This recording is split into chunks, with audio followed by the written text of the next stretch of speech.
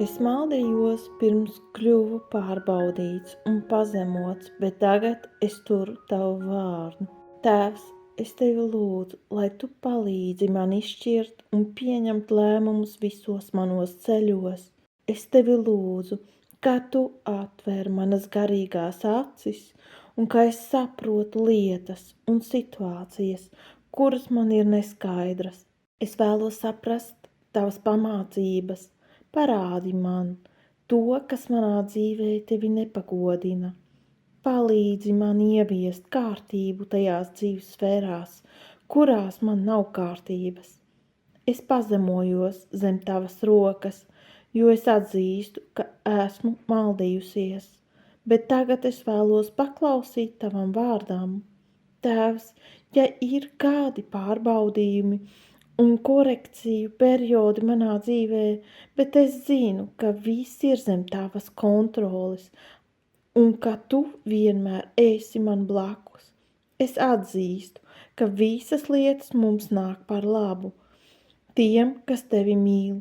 Paldies tev, kungs, jo tu vienmēr esi labs. Es ticu, ka katram pārbaudījumam, kam es eju cauri, tu dosi risinājumu, atbildes. Tu palīdzi man tiem iziet cauri, jo tu saki, ka mēs staigāsim pāri čūskām un skorpioniem. Tādām grūtībām un pārbaudījumiem ir jānāk agri vai vēlu. Es ticu, ka pēc katrām grūtībām nāks prieks un atpūta. Pēc tām nāks miers un tavs vārds tiks pagodināts.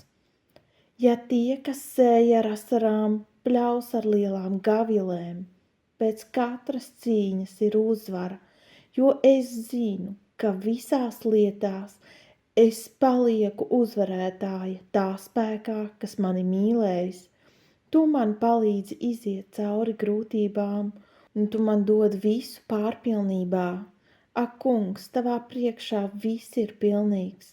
Tavā priekšā esmu pildīta ar pārpilnības prieku. Paldies par tavu nebeidzamo mīlestību priekš manis.